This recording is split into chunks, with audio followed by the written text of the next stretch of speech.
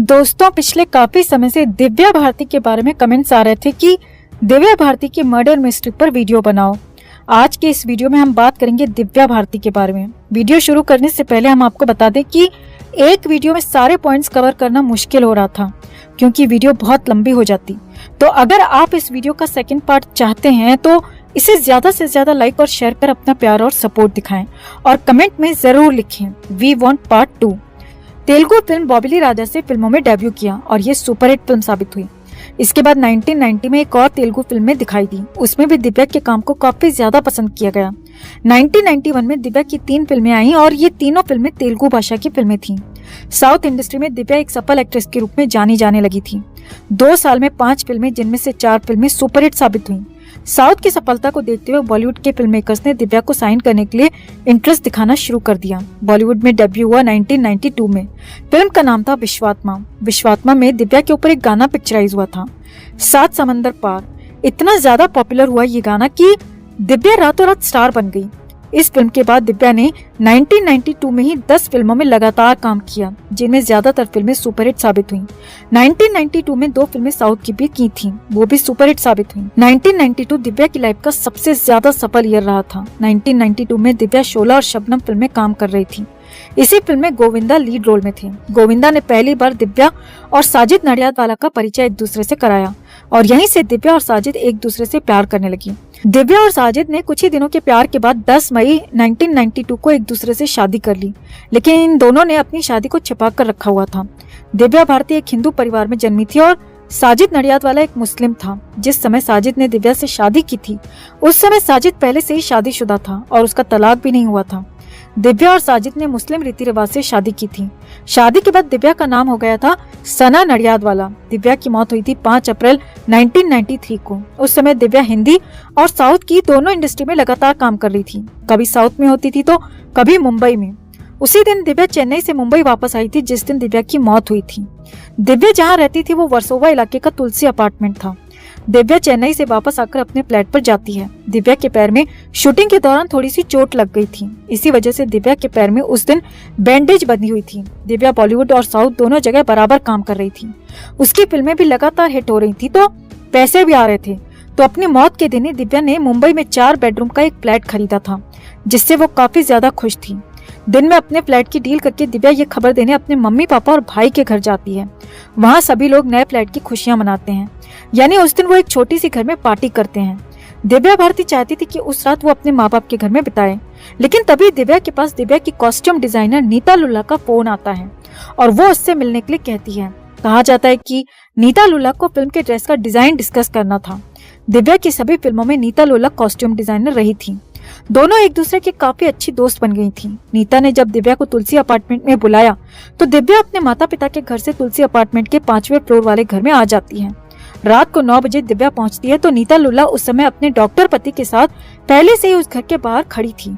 ये काफी चौंकाने वाली बात थी कि नीता लुल्ला ने दिव्या को बुलाया था ड्रेस को डिस्कस करने के लिए, यानी कॉस्ट्यूम डिस्कस करने के लिए, लेकिन वो अकेली नहीं आई थी बल्कि अपने डॉक्टर पति को साथ लेकर आई थी।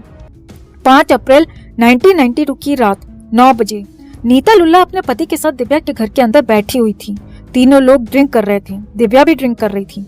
हादसे के वक्त दिव्या के उस फ्लैट में टोटल 4 लोग मौजूद थे। खुद दिव्या भारती, नीता लुल्ला, उसका डॉक्टर पति और दिव्या की एक मेड जो कि खाना बनाने के लिए वहाँ पर रहती थी। दिव्या की नौकरानी बचपन से ही दिव्या के साथ थी, यानी वो पहले तो दिव्या के माता पिता के घर में काम करती थी, लेकिन बाद में जब दिव्या मुंबई आ गई तो वो दिव्या के साथ मुंबई में ही रहने लगी। ये टोटल 4 लोग हादसे के वक्त दिव्या के घर में मौजूद थे। ड्रिंक करते हुए और बातें करते हुए इन लोगों को लगभग 11 बज गए। 11 बजे तक ड्रिंक करते करते सभी लोग काफी नशे में होते हैं, खासकर दिव्या भारती। 11 बजे दिव्या भारती किचन में जाती है जहाँ मेड स्नैक्स और खाना बना रही थी। उसी किचन में एक विंडो थी जो पार्किंग की साइड में खुलती थी। उस विंडो में खास बात ये थी कि उसमें लोहे की ग्रिल नहीं लगी हुई थी। आमतौर पर मुंबई में विंडोज में लोहे की ग्रिल लगी होती है, साथ में ग्लास भी लगे होते हैं। दिव्या के पूरे फ्लैट में जो भी विंडोज थी उनमें लोहे की ग्रिल लगी हुई थी, सिर्फ इसी विंडो में लोहे की ग्रिल नहीं थी। 11 बजे दिव्या किचन में जाती है और मेड जो खाना बना रही थी उससे बात करने लगती है। बात करते करते दिव्या उस विंडो पर बैठ जाती है जिसमें बिल्कुल रोक नहीं थी, यानी वो पीछे की तरफ बिल्कुल खुली हुई थी। वो जो विंडो की दीवार थी वो लगभग 12 इंच की दीवार थी। दिव्या की कमर बाहर की तरफ यानी आसमान की तरफ थी और मुंह उसका अंदर किचन की तरफ था। 12 इंची दीवार पर बैठते हुए बैलेंस बनाते समय दिव्या 5वें फ्लोर से नीचे गिरती है और जहाँ गिरती है वो पार्किंग वाली जगह थी। कहा जाता है कि वहाँ 24 घंटे कोई न कोई गाड़ी खड़ी रहती है, लेकिन ये हैरानी की बात है कि उस दिन जिस समय दिव्या भारती ऊपर से गिरी थी वहाँ पर एक भी गाड़ी नहीं खड़ी थी। यानी दिव्या किसी गाड़ी के ऊपर आकर गिरती, अगर वहाँ पर गाड़ी खड़ी होती तो। दिव्या नीचे गिरती है तो उसकी पीठ और सर में काफी ज्यादा चोट आ जाती है, लेकिन उस समय वो जिंदा थी जिस समय वो गिरी थी और सांसें उस समय चल रही थी। इसके बाद दिव्या भारती को उठाकर कूपर हॉस्पिटल ले जाया जाता है, जहां पर उसे मृत घोषित कर दिया जाता है। इसके बाद दिव्या की मौत की जांच शुरू होती है। मौत की जांच 3 एंगल से शुरू की जाती है। पहला एंगल ये था कि क्या ये एक हादसा था, दूसरा एंगल ये था कि क्या दिव्या ने आत्महत्या की है, और तीसरी बात की क्या दिव्या का किसी और ने मर्डर किया है।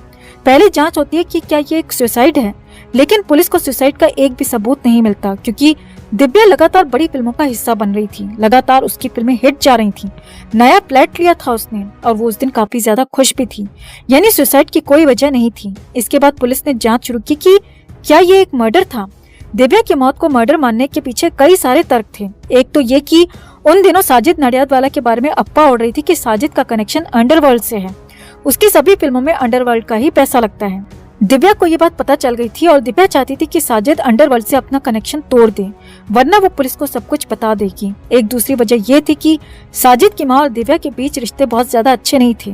साजिद की माँ चाहती थी कि दिव्या साजिद से शादी तोड़ दे और अलग हो जाए, जबकि दिव्या साजिद से अलग होना नहीं चाहती थी। तीसरी वजह ये थी कि साजिद की जो एक्स वाइफ थी वो साजिद को तलाक नहीं देना चाहती थी। पुलिस ने 5 अप्रैल 1993 से साल 1998 तक 5 साल लगातार इस केस की जांच की, सैकड़ों लोगों से पूछताछ की, जैसे कि वो हर केस में करती है, और 1998 में पुलिस इस नतीजे पर पहुंचती है कि ये एक हादसा था।